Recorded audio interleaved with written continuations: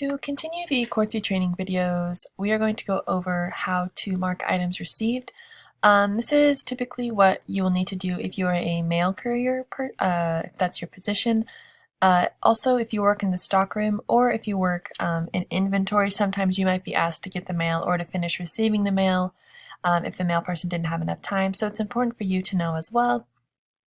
So as a mail person or a stockroom or inventory person, you should have your own account.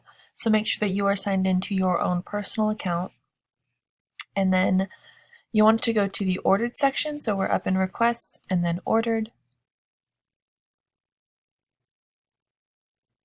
And then go ahead, make sure you open the package, find the packing slip, pull that out, and see what all is in there.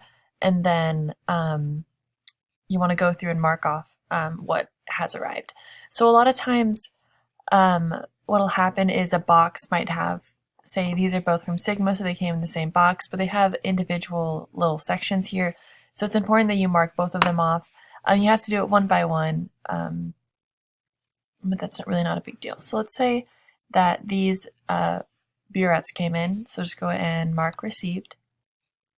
And then depending on where they go, that'll tell you where you should place, depending on who ordered them, I guess I should say, that'll tell you where they go. So if we go back here, we can see in the details, the grant ID will typically tell you who ordered them. So this one was ordered by the chemistry stockroom, biology stockroom. If you go down here, you can see these ones. This one was ordered by B211, which is Gen Bio. There is a list of these grant numbers in both of the stockrooms on the bulletin board behind the computers. So if you ever don't know, that'll let you know. So up to this again, mark received. So if it's going in the chemistry stockroom, that means we probably don't need to change any of the location information. But one thing to be noted, if it was not for the stockroom, if it was not for the stockroom or for a class, or if it had directions either somewhere in the information, somewhere in the notes on here, if it said give to someone, or it said put somewhere else, you'd want to mark that change when you go in here and then change the location. So if you were supposed to say give it to a professor, you can go ahead and change this, and typically you have the options of given to all the professors that are in that department. This was for the chemistry department, so this has the chemistry professor showing up. So that's typically what you would do.